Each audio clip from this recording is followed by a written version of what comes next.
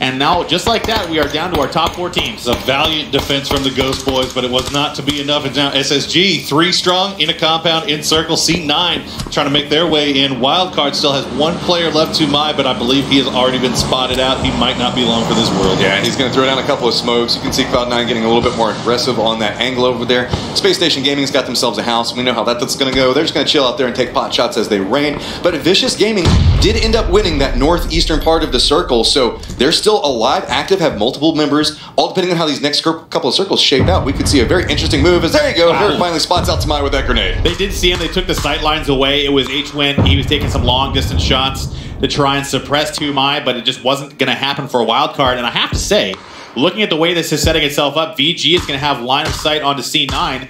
Even though Space Station has been kind of sleepy, only 2 kills, they have a great position in this zone. Oh, and look at that. Is that going to be a crate that's going over there next to Vicious Gaming? But Cloud9, we talked about it. These guys are never afraid to be a little bit more aggressive, push angles, running together, already spotted out Vicious Gaming, and actually gets the damage back onto them first. This is a dangerous Cloud9, though, for the rest of these teams. You got 4 games left, and if you have Cloud9 win this game early, you see K-Mine going down to a nice snipe there from Dash. But if C9 wins this with a bunch of points, they're going to be playing crazy for the rest of the day. Yeah, it's going to be fun. I might be kind of, no caster bias there, but I might kind of hope for them to have a high kill count victory just to see what happens next. Meanwhile, Vicious Gaming, though, these guys, they are so hungry for a win, and they're playing out of their minds right now, just trying to survive through everything, playing more aggressive, but now they have got to go against Cloud9 and Space Station Gaming on a different angle, and look at this. Cloud9 is just unrelenting. Lobes with the SLR from range. That's going to be Dash going down. Profi going to aggressively push into it, trying to get the finish. Did he flip his car? Yes, he did. Is doing Profi things. He's now outside the zone. Oh, no, he was briefly outside the zone.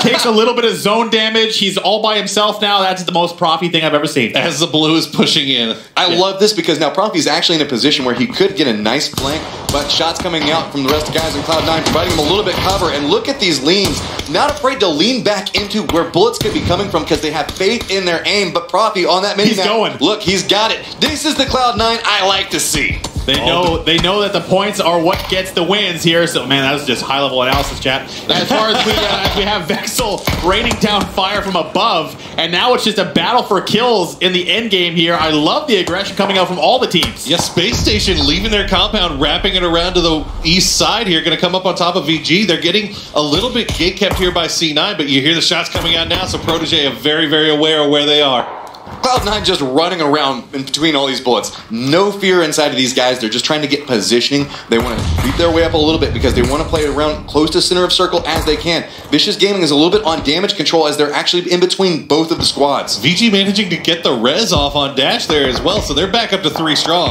I don't think anyone knows who to shoot at right now. It's like, I'm shooting at this guy, you're shooting at that guy, we're all shooting at each other. Well, it looks like every time Space Station Gaming tries to take shots at Vicious Gaming, Cloud9 takes shots at them, and Vicious Gaming is just like, hey, please leave us alone. I just want to, just please stop. Nice flank from Nerf. I think he's got the mini toned in on Dash. Good game for VG. They have 6 kills already.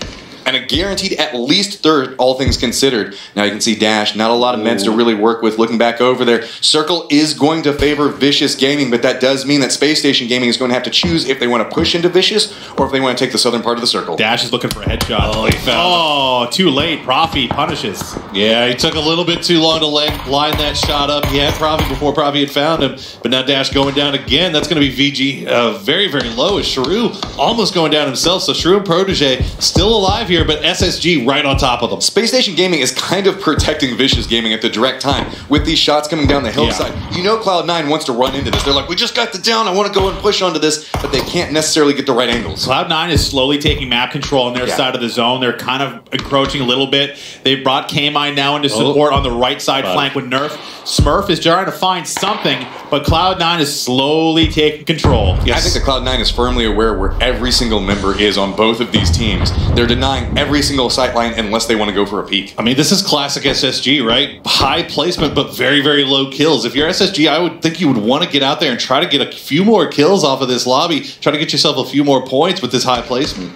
Cloud9's come all the way up. They've got the center of the zone. They are taking shots one at a time. They're doing damage to Space Station. Protege has now gone full snake. He's at the crate waiting. You have to wonder, maybe you found something, maybe a little treat in there for him. comes the utility starting to be used by Space Station Gaming. They know that they have to make some type of play around this, but Cloud9, like you were talking about, Moses, they're just starting to get a stranglehold on the circle, slowly making their way up. They're moving from tree to tree, and they're covering each other every single time that they do it, so nobody can get clear shots over onto them. I say that as Nerf takes a little bit of damage, but you can see Space Station Gaming still trying to make their way down that hillside, but it's going to be Protege that's still alive. Profi just can't line up the shots that he so desperately wants to get. Yeah, this is VG just snaking it out. They realize that SSG and C9 are the power positions, but he gets spotted out by Win, and K-Mine's going to finish him off, though. So now we've got Space Station Gaming up towards the top of the hillside. Cloud9 still down toward the bottom, but they have control over the center of the circle. Nerf goes down inside of the exchange. K-Mine's just trying to peek back over towards Win. Can he hit this last shot? And looks like he cannot necessarily get it, but they're going to spin it back up.